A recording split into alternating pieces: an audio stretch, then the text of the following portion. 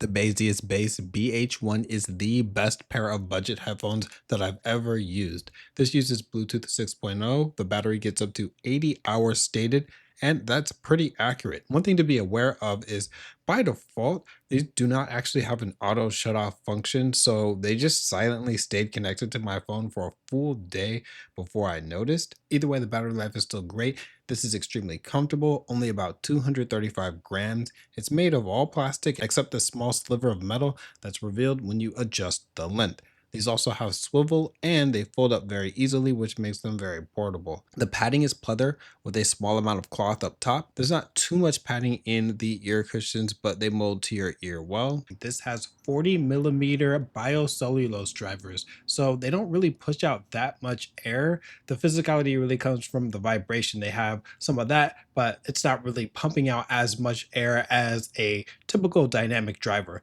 Now, if we go ahead and look at these measurements, I did measure this with my mini DSP ears. If you've never seen a graph like this before, here's the bass, the lower mids, and then the upper mids and the treble. Here's them averaged out and the graph smoothed out so it's easier to read. Now, despite the name of this device, out the box, this is a very clear sound. It's got a lot of detail. There's great sound separation.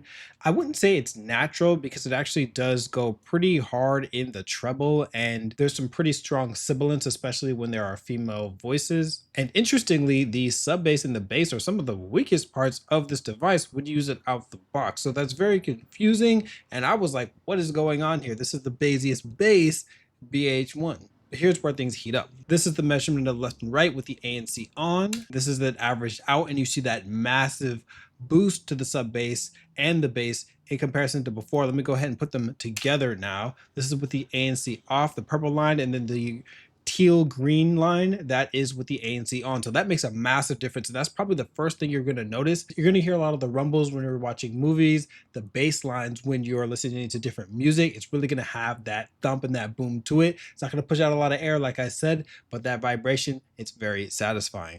Now, it comes with a downside, which is you can't use it that loud. If you max out the volume, then it's going to start to distort the bass. And you're going to really feel that biocellulose driver just pumping around in there, but it's not going to be like a clean sound or a nice vibration to it. It's going to kind of, you feel the physicality of it. It just feels like it's distorting, and that's exactly what's happening. So the drivers can't really handle as much bass as they've tuned it to. So this has pretty much perfect tuning. I'd say the treble is a little bit over the top, but they did that to balance it out so that it didn't sound too muffled. So I love the tuning. I love the approach here. It's just the drivers can't really keep up. There's also spatial audio, which sounds like a mid booster to me, but it's very fun to try out. Speaking of ANC, this is very effective, but not distracting.